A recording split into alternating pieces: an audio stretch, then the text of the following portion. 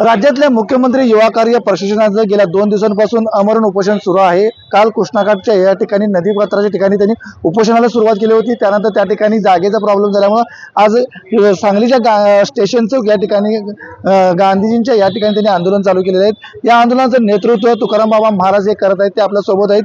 गेले 2 ते 3 दिवस झाले हे आंदोलन सुरू आहे। कशा प्रकारे त्यांच्या मागण्या आहेत आणि यापुढे त्यांची भूमिका काय असणार आहे हे आपण त्यांच्याकडे जाणून घेऊया। आम्ही आता काल सांगली कृष्णामाई घाटावरती उपोषणाला बसलो होतो, पण तिथले जे संस्थान आहे त्या संस्थांच्या माध्यमातून आम्हाला सांगितलं की तुम्ही इथं बसू शकत नाही। नदी घाट त्यांचे आमची परिस्थिती अशी होती की नदीमध्ये जाऊन बसणार होतो आम्ही। पाणी तर त्यांचं नाही ना, घाट त्यांचं आहे पण पाणी त्यांचं नाही। राजे आहेत, पूर्वीचे राजे। आम्ही जर समजा कोल्हापुरामध्ये गेलो असतो तर तिथे शाहू महाराजांच्या तिथे बसला असतो। एकीकडं आदर्श घेण्याजोगता आहे, जागा ही सरकारची आहे पण राजांची जागा आहे। त्या जागेवरती प्रशिक्षणार्थी नोकरीसाठी बसलेत। अक्षरशः गडचिरोली मुलगा वेळातून पाणी काढून रडून सांगतोय, तरी देखील सरकार दयामाया येत नाही।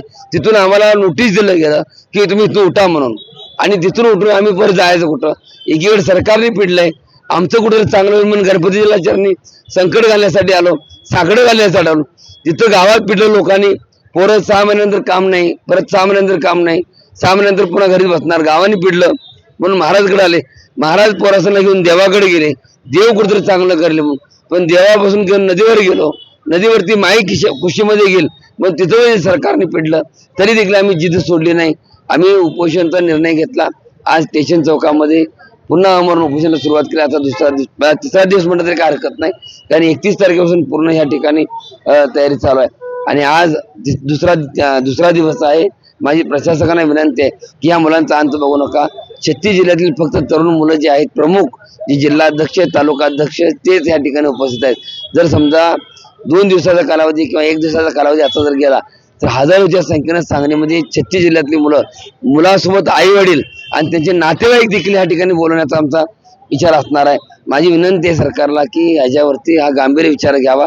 ही फक्त ठिणगी आहे आणि सुरुवात आता झालेली आहे। या मुलांचा अंत बघून का जो दिलेला शब्द महामानी, आम्ही सरकारच्या विरोधात नाहीये, आम्ही रोजगारच्या विरोधात आहे, आम्ही मंत्र्याच्या विरोधात नाहीये, आम्ही कामाच्या विरोधात आहे, आम्ही देवेंद्र फडणवीस साहेबांच्या विरोधात नाही, आम्ही महामानी दिलेले शब्द पाळावा याच्या विरोधात आहे।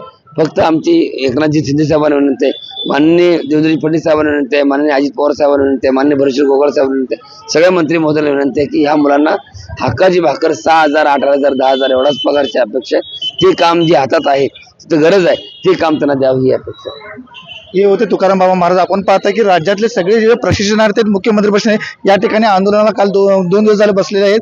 5 ते 6 हजार हे प्रशिक्षणार्थी आहेत। आम्हाला नोकरीमध्ये कायम करावे हीच या लोकांची मागणी आहे, त्यासाठी हे बसत आहेत। जोपर्यंत निर्णय होत नाही, जोपर्यंत ठाम यातनं निर्णय होत नाही, तोपर्यंत हे आंदोलन असंच चालू राहणार असं हे प्रशिक्षणार्थी म्हणत आहेत। कॅमेरामन सुजित सह संजय देसाई, लोकशाही मराठी, सांगली। लोकशाही मराठी ऐका, पहा, जागरूक रहा।